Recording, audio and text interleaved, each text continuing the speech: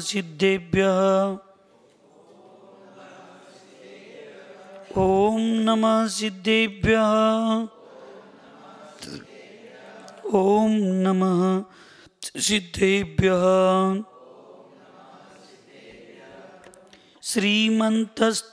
श्रीमन्तं मुक्तिभर्तारं वृषभं वृषनायकं धर्मतीर्थकरं ज्येष्ठं वन्दे नन्तगुणार्णवं श्रीमतस्तीर्थनाथाश्च समाचारप्ररूपकान् सिद्धान् साधून् जगत्पूज्यान् गुणाब्धीन् नौमि सिद्धये।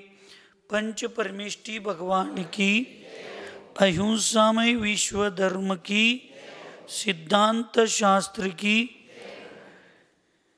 परम पूज्य आचार्य सकल कीर्ति महामणिराज की, चारित्र चक्रवर्ती प्रथमाचार्य शांति सागर जी महाराज की, संत शिरोमणि आचार्य गुरुवर विद्यासागर जी महाराज की, शांतमूर्ति वत्सल रत्नाकर आचार्य गुरुवर सन्मति सागर जी महाराज की, 3 करोड़ महामणिराजों की,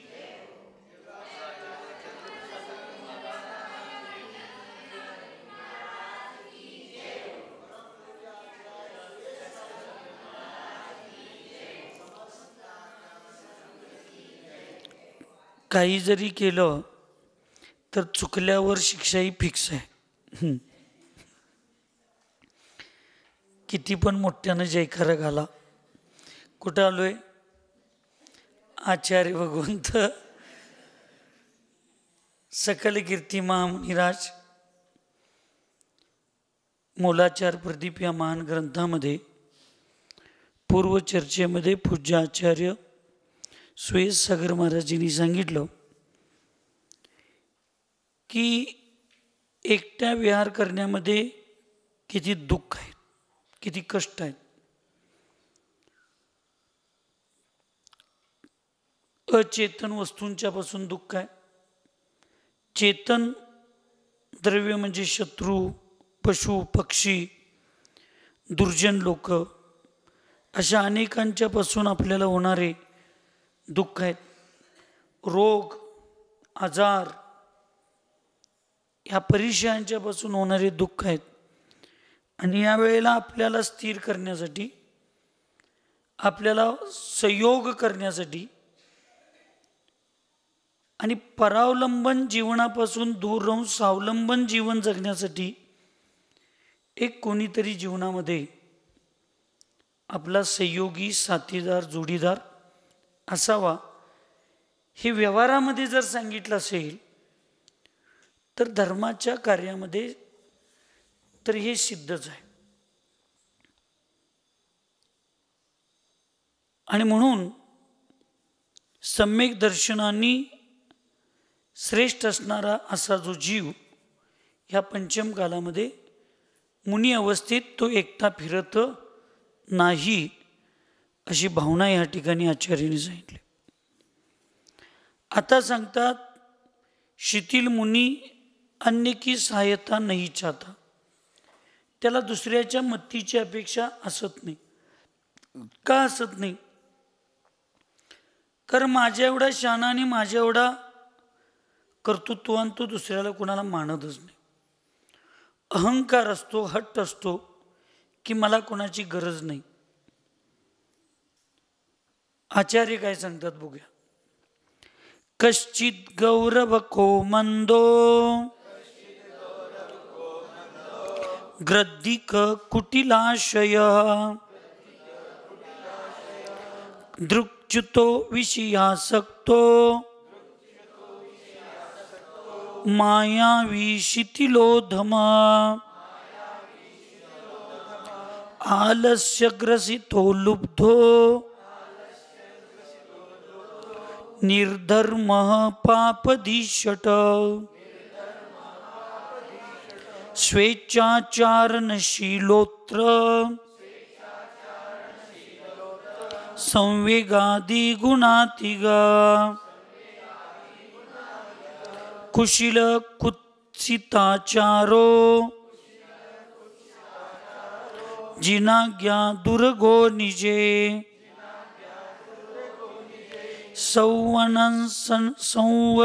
सन्नपि गच्छेने क्षति संगाटकंबरम. काय सांगतात आचार्य? जो मुनि गौरव सहित है, अर्थात किसी रिद्धि आदि को जिसको अभिमान है. गौरव म्हणजे सन्मान नव्हे. गौरव समारंभ लिहितात की म्हणजे सन्मान समारंभ, तो गौरव घ्यायचा नाही. गौरवचा अर्थ गर्व. जे मुनी महाराज गर्वानी सहित आहेत की माझ्याकडे असली वृद्धी आहे, माझ्याकडे असली रिद्धी आहे, मला एवढं ज्ञान आहे, मी एवढं तप करतोय, एवढं चारित्र्य करतोय. एक एक मुनी महाराजांची गावात आले की पहिला डिजिटल बोर्ड किंवा पॉम्पलेट असतात. हे महाराजजी एवढ्या वर्षापासून 6 रसाचे त्यागी आहेत, त्यांचे एवढे उपवास झालेत, ते असं तपस्या करतात, तपस्या करतात. तपस्या ही प्रदर्शनाची वस्तू नव्हे. आचार्यजींच्या संघात मुनी चंद्रप्रभ सागर महाराज आहेत. ते पूर्व दिशेचे चंद्रप्रभू आहेत, मी पश्चिम दिशेचा आहे. काय झालं असायला याच्यात होता? हा, अरे पश्चिम दिशेचा म्हणजे रात्री दिसणारा मी चंद्र आहे. त्यांनी हुपरीमध्ये लघु सिंह निष्कृत व्रत चालू केलं. 3ऱ्या उपवासाच्या वेळेला समाजाला कळलं की त्यांनी सिंह निष्कृत व्रत चालू केलेत. तोपर्यंत फक्त दोघांनाच माहीत होतं, एक आचार्यजींना आणि एक विनीत सागर महाराजांना. ह्या दोघांना सोडून आणि स्वतः चंद्रप्रभ सागर महाराजांना सोडून 4थ्या संघातल्या कुठल्या ब्रह्मचार्याला सुद्धा श्री निष्कृत व्रताबद्दल माहिती नव्हती. कोणतंही व्रत जगाला सांगायचं नसतंय. सकाळी चंगुमती माताजी आल्या चौका झाल्यावर, हां इथं मंदिरात आणि का गोड त्याग केलाय, आणि का गोड खात नाही. आता मी तुम्हाला सांगून करू, हा गोड घेतलं नाही म्हणून चक्कर बिक्कर येईल कुठं तर म्हणून. हां तुम्ही खाल्ला म्हणजे आम्हाला पण तुमच्या नावावर करायला मिळते, तुम्हाला जरा घालून बाकीचं प्रसाद म्हणून खायला मिळते. आणि मग तुम्ही नाही खाल्ला तर ते खास आमच्यासाठी करावं लागलो हे सिद्ध होईल म्हणताना महाराजची काळजी आहे. नाही, साधना कधी सांगून करायची नसते. साधना आणि आचरण ही प्रदर्शनाची वस्तू नव्हे, ती दर्शनाची. म्हणून आचार्य भगवंत विद्यासागरजी महाराज ना केसलोचचे प्रदर्शन करायला सांगितले, ना विशिष्ट असं सामुदायिक ठिकाणी बसून मी लई तपश्चर्या करतोय, ध्यान करतोय असं तपश्चर्या करायला सांगितलं नाही. ना असं मंडपात आणि मोकळ्या जागेत आहाराची विशिष्ट रचना पडघांची करून लोकांना दाखवत आहार सांगितलं नाही. हे सगळे आत्मदर्शनाच्या गोष्टी आहेत. या कशाच्या आहेत? हे आमचे मुलगुण आहेत. मुलगुणांचं प्रदर्शन काय करायचं असतं. पण एक एक मुनी महाराजांना त्याचा गर्व असतो, अहंभाव असतो की मी एवढी मोठी साधना करतोय. तुम्ही करायचं लागलायचा, मी पण साधना करायला लागलोय, पण त्या साधनेला मी जेवढं स्त्रीचं चारित्र्य, आबरू आणि साधूचं आचरण जेवढं गुपित असते ना, तेवढं त्याचं सौंदर्य वाढत जाते. स्त्रीच्या शरीराचं जेवढं प्रदर्शन होईल तेवढी त्याचं महत्त्व कमी होते. आणि साधूच्या तपाचे आणि चर्येचं जेवढं प्रदर्शन होईल तेवढं त्याचं महत्त्व कमी होते. स्त्री जेवढं शरीर झाकते तेवढं सौंदर्य खुलतं आणि तिची चर्चा महासतींच्या लिस्टमध्ये जातं. तसं साधूंची चर्या लपवायचं म्हणजे काय, उगाच कडी घालून पण करायचं नाही आणि प्रदर्शन करायचं असेल तर रस्त्यावर पण जायचं नाही. आपलं नॅचरली सहजतेनं जसं जगायचं आहे तशी चर्या, तशी तपश्चर्या करायची. तर त्याचं महत्त्व आणि कर्माची निर्जरा वाढते, जास्त होते. दुःख पण असता कामा नये आणि अहंकार पण असता कामा. आणि मग उगाच आहार झाल्यावर ती मिरच्या घ्या आणि काहीतरी घ्या आणि मग डाव्या हातानं खालीवर खालीवर करत बसा. तिसऱ्या मजल्यावर नेऊन त्याला जाळा. खाट निघलं नसलं की उगाच काही काही करायचं, खाट निघल्यागत करायचं. आपणच प्रदर्शन नाही केल्यावर त्या गोष्टीचं होते कशाला त्या सगळ्या गोष्टी. लोक बघावीत म्हणून करायचं आणि बघितल्यावर परत आणि हे सगळं खेळ करत बसायचं नाही. गर्व असता कामाने आपल्या चर्येचा.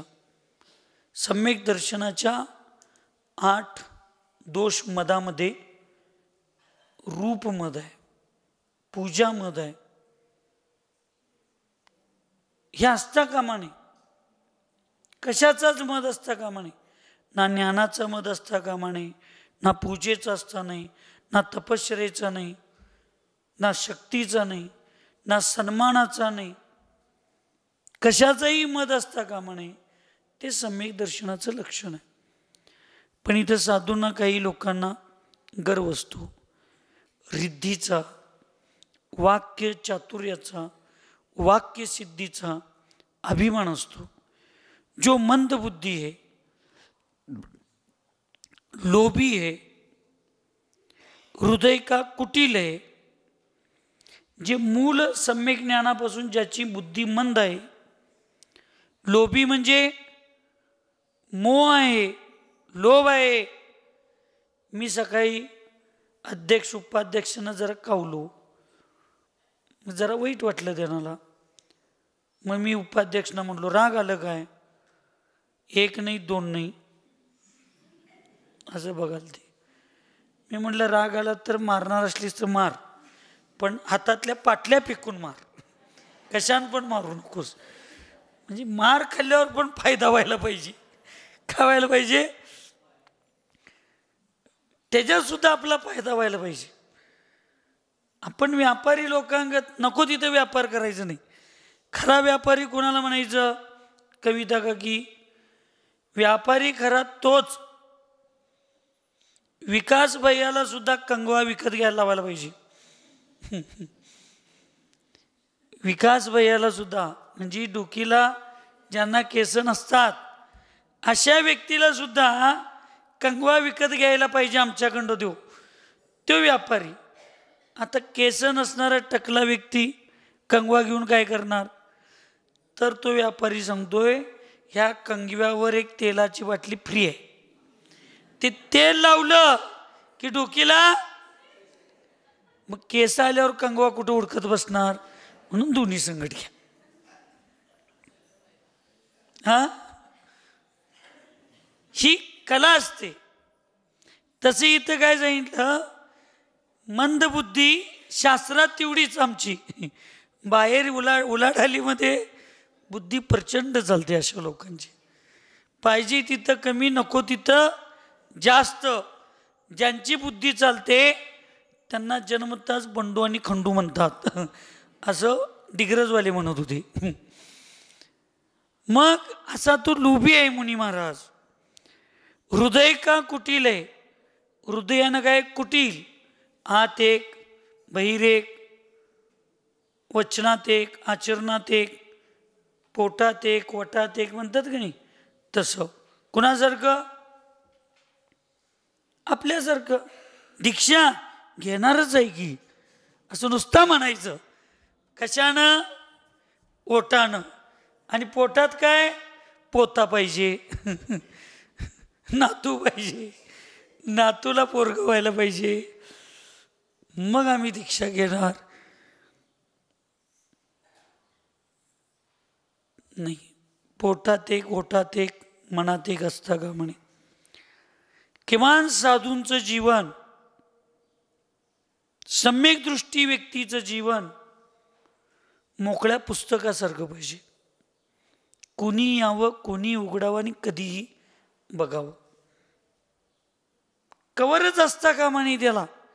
पुस्तक कुठलाही उडकायला आतलं पान काढायची गरज नाही, बिन कवरचं पुस्तक पाहिजे. असं साधूचं जीवन अत्यंत सरळ, आर्जव स्वभावी, मंद कशाही सरळ असलं पाहिजे. पण काही साधू कुटील असतात, हृदयामध्ये कुटीलता असते, सम्यक दर्शनाने रहित असतात. सम्यक दर्शन से रहित आहे, विषयासक्त आहे, विषयांच्या मध्ये, पंचेंद्रिय विषयांच्या मध्ये आसक्त असतात. विषय म्हणजे फक्त स्त्री संबंधी घ्यायचं नाही. विषयामध्ये पंखा पाहिजे, थंड आलं तर ब्लँकेट पाहिजे, म्हणजे थंडीच्या दिवसात हीटर पाहिजे, उन्हाळ्याच्या दिवसात पंखा पाहिजे, पावसाळ्याच्या दिवसात छत्री पाहिजे. हे सगळं हे स्पर्शेंद्रियाचे विषय आहेत. रसनेंद्रियमध्ये गोड गोड पाहिजे, लोण नसलं तर चक्कर येते, गोड नसलं तर जीभ कडू होते, तिखट नसलं तर पोट भरत नाही, आंबट नसलं तर खायचं भाव होत नाहीत, तुरट नसलं तर बघायची इच्छा होत नाही. असलं काही नाही. हे सगळे काय आहेत? रसनेंद्रियचे विषय आहेत. घ्राणेंद्रिय, साधूंना कुठेही रस्त्यावरनं जात असताना, गावाच्या सुरुवातीला असू दे किंवा गावाच्या शेवटला असू दे, नाकाला हात धरून यायची गरज. भावच असता कामा नयेत. एखादा त्रियंच पाणी रस्त्यावर मेलेला पडलेला असतो, त्याचा दुर्गंध बघून साधू लगी जुगुप्सा भाव करतात, किळस भाव करतात. सुगंध आणि दुर्गंध, शेवंतीचा वास असू दे नाहीतर केवडाचा वास असू दे, स्वयंपाकाचा, कशातही रागद्वेष करायचं. त्या शेवंताच्या वासात अडकलोय म्हणूनच कपडे निघणं झाल्यात. अरे फुलाचं चालू आहे चर्चा इथं, फुलाची. तुम्ही लगी इकडं तिकडं जाऊ नका, विषयांतर करत जाऊ नका. विषय कुठला चालू आहे इकडं? गुरुजी, विषय कुठला चालू आहे? घ्राणेंद्रियाचा चालू आहे. हा नाही, त्याचा वास सुंदर आहे आणि त्यामुळं शेवंताला म्हणजे त्या फुलाला सोडून हलायचंच भाव होईनात आमचं. आमच्या गुलाबाचा सुद्धा काय प्रभाव पडेना, एवढं प्रभाव झालाय. काही नाही. आचार्य भगवंत सन्मती सागर महाराजजी स्पष्ट सांगत होते, घरचं खाणाऱ्यांचं कधीही कल्याण होत नाही. जर आत्म्याचं कल्याण करून घ्यायचं असेल तर समाजात जाऊन जे मिळेल, जसं मिळेल त्याला आनंदानं खाण्याची प्रवृत्ती जो साधू ठेवतो, तोच जीव समाधीचं साध्य साधतो. आणि आचार्यजींच्या समाधीबद्दल कोतीवाल्यांना सांगायची गरज, 1 मिनिटाच्या अगोदर मृत्यू दिसला, सगळं त्याग एका सेकंदात अर्यंत सिद्ध. अर्यंत सिद्ध का? तर आचार्यजींना हे माहीत होतं, मी मॅनेजर आहे संघाचा, मी मालक नाही. मालकी हक्क गाजवणारा असं कुठं शास्त्रात ऐकलोय? एका शेठजीचा दिवाणजी मरून त्या घरात खजिन्याजवळ साप होऊन जन्मला. असं कुठं आगमत ऐकलोय? जो साप होऊन जन्मला तो कोण जन्मला? शेडची मालकच जन्मतोय. नोकर कधीही तिथं जन्मत नाही असं साप बिपून. म्हणून मोह असता का विषयासक्त.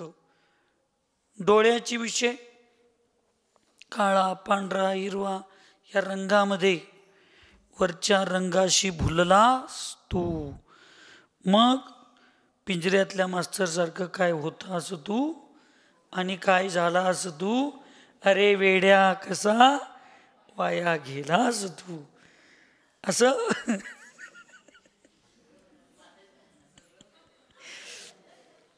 सगळं माहिती आहे. म्हणजे महाराज व्हायच्या अगोदर सगळं बघूनच आलोय मी पिक्चर.